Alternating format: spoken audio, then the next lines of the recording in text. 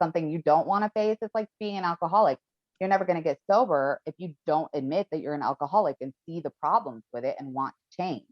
So I compare it to that because it is kind of like that. I wouldn't be as happy as I am today and as at peace as I am today if I didn't go through my own journey of healing and just continue to numb it, you know. But I wanted to be a better mom, a better wife, a better friend. And I just, you have to make that decision for yourself. Uh-huh. Okay. Now, Mm-hmm. without giving your book away, without giving the end of Battered Blessing away, um, what was the one thing that for you was, okay, enough is enough? I got pregnant.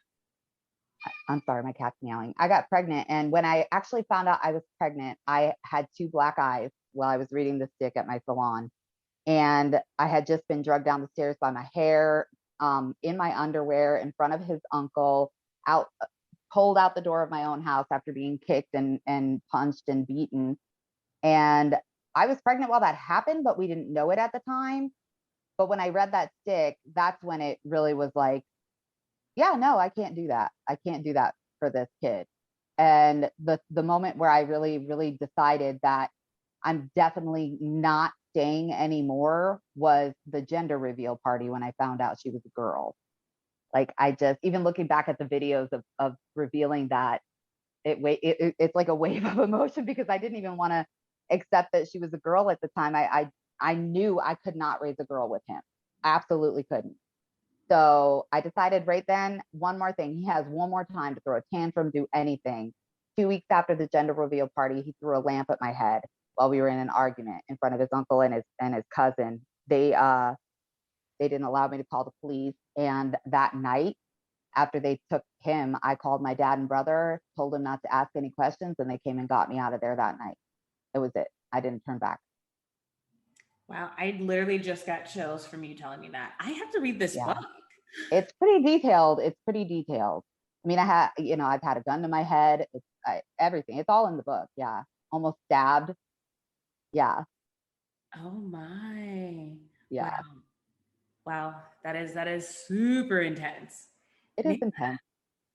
with so your dad and your brother are supportive, and you said Oh, don't yeah. ask questions, come and get me. Now, what do you say to people who, I'm gonna assume without reading it, in your situations, outside friends, loved ones, and family were like, hey, don't you see what's going on? Like, why aren't you leaving? What do you say to those that have friends that are not leaving, that are not moving themselves from the situation?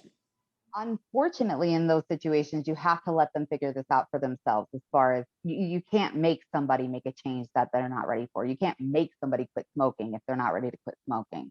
They have to decide to do that for themselves for it to actually stick. And that was frustrating. A couple of my close friends at the time really had, they'd seen some things and suspected that it was worse, but I wasn't really admitting it. And they not really threatened, but they wanted to go to my dad and brother to get it handled and everything. And I just absolutely would not allow that. I was like, if you're my friend, you will not do this, because I was more worried about him. I know how aggressive my family is and the people that love me are, and I didn't want any problem. So I didn't want to escalate anything. I didn't want to make anything worse for him or I. And I had to figure it out for myself and try to be as smart as I could about it and safe, if that makes sense. Okay. Yeah. Safe. Safe is Mm-hmm. key. Safe. I feel that safe is really important in the situation, especially if you're putting someone else first. It's like, what about your own safety? I never thought of my own safety until I got pregnant, honestly. I never thought of it. I only thought I was strong enough to handle it. I thought, I didn't have to go to the hospital. I didn't die. I don't have a broken rib or something right now. I just, makeup covers black eyes. I hid him back. You excuse everything. You make excuses for everything. I kind of wish I would have sought treatment back then, because I actually just found out yesterday that I have 6 bone spurs in my neck, down my neck, from being yanked by my hair down the stairs, and I have to do decompression treatment for like the next 6 months to try to correct the discs that are already bulging because of that. Like the guy figured it out in 2 seconds where it stemmed from. And I didn't even tell him what happened to me. He just said, this is a trauma injury that's about 5 years old. What'd you do? And I told him, I was like, was that it? Because I already knew I had a flattening disc in my back because of it. And he was like, 100%.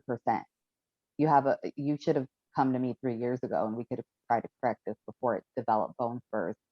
So that was kind of um annoying, I guess, to find out, for lack of a better word, because it's like I left this man in 2017 in February 10th, when I was still pregnant. And still to this day, repeat things come up where it's like, oh, cool. So now I have to pay for a bunch of stuff because of him. You know what I mean? Like, it's still affecting me. Mm-hmm. But I think that that's why it's really important to discuss these issues, because these women don't realize when they're in the middle of it how much it's affecting you and how long it's going to affect you for. It's a very long process. Oh, wow.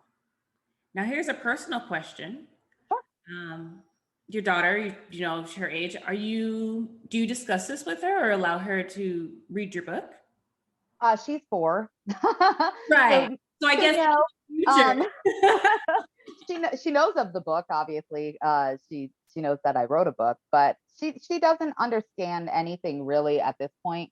She Uh-huh. does understand, well, she knows that she was just adopted. My husband just completed his step parent adoption. We just got the certificate in the mail yesterday. I was so excited. Congrats. I mean, it's been a journey. And so we're kind of comfortably talking about things in front of her at a level that's appropriate, obviously, just so Obviously. she's not shocked later on when she finds out that that's not exactly where she came from. And Mhm. then explaining the story to her will be a little bit more easy. Oh, Yeah. So we're very not shying away from it. I mean, there's a whole book about it. I can't lie to her, right. but but it is something that has to be tastefully done. Unfortunately, the abuser that I had decided to walk away from our daughter, and I guess say unfortunately, but I guess it was fortunate for her. So she doesn't have any bond with him. She doesn't know him. She hasn't seen him since she was 7 months old. Mhm. So for her, she only knows her daddy now, and that's she thinks her and daddy just got married. That's what the certificate was that just came in. That's adorable. So cute, just so cute. We had an adoption party last weekend for her to celebrate, and it happened to be my dad's birthday weekend as well. So she turned it into Papa's birthday. I was just like, okay, well, whatever you want to do, live your life. That's awesome. But it's interesting. It's good to know. And it's like, okay, your process of, when she turns 15, 16, she's gonna be like, yeah, you wrote a book about what? What do I have to Yeah. watch out now about boys? Because you went through this process. Well, not just about boys. I think, yeah, that has a lot to do with it, but you have to learn a lot about yourself too. I mean, if I hadn't, in my experience talking to women and mentoring women on this, you have your own insecurities, which makes you groomable, so to speak. You have to have like it. Most of the women that I've spoken to, they had a certain level of insecurity, so that's really easy for people to prey on. You get them feeling good about themselves at first, and then you start giving them little doses of taking it away or picking at them and making them a little bit more insecure about that thing you kind of built up for them, and now they're like, I'd like the feel good stuff back. It's kind of like a drug. Right. um it's like, I don't know. Not every woman is insecure, I guess, but I always was. My mother always was. She passed that down to me, unfortunately, because of how she treated herself and with the negative self image that she portrayed. So, me watching her, who was this big my whole life, hate herself for being so fat, made me even more insecure about weight because of that, because I was never this big. And I was like, oh, what does she think about me if she's looking at herself like that? And I think she's so beautiful. It just kind of, so I try to break that with my daughter. Every morning we talk in the mirror. She says positive things to herself. She's beautiful, she's strong, she's smart, she matters, she's helpful, she loves people. Like, she's got such confidence in her already at almost 4 years old that I'm almost jealous of it, because I never had that. And I think that that plays a really heavy part about what you allow people to do in your life Yeah. when you're confident and Mhm. strong, you know? Oh, nice. So tell us all where to find the book, where to find you, because you're mentoring people. Like, yes. I try anyway. The book is available at batteredblessings.com, amazon.com. You can just Google Shanon Ezzo and it pops up everywhere, or Battered Blessings if you want. You can get a hold of me on batteredblessings.com or on Facebook. I do have a Battered Blessings page, which is normally where people try to get a hold of me on there. But I'm pretty easy to find and I'm pretty easy to talk to. Awesome. Well, thanks, Shanon. Yeah, I want to say that you are super easy to talk to, especially about something that you went through. It's part of my life and it's not something I can hide or shy away from at this point. So why not be an open book about it and try to use that to better myself, better my daughter, and better other people if I can. Oh, I love it. Well, thanks for coming on. I really appreciate it. We didn't get too gooey. I'm a crier lately. So that is, Well, that's good that we didn't get too gooey. I'll just have to read the book and then call you and be like, I'm crying. Yeah, we can have a glass of wine and talk about it after you read it. It'll be a good time. Yes. Well, you enjoy the rest of your day. Thanks for coming on. I really appreciate you sharing yourself with us. Thank you so much. Thanks for having me. I appreciate it. Okay, so we didn't get super gooey, which I'm okay.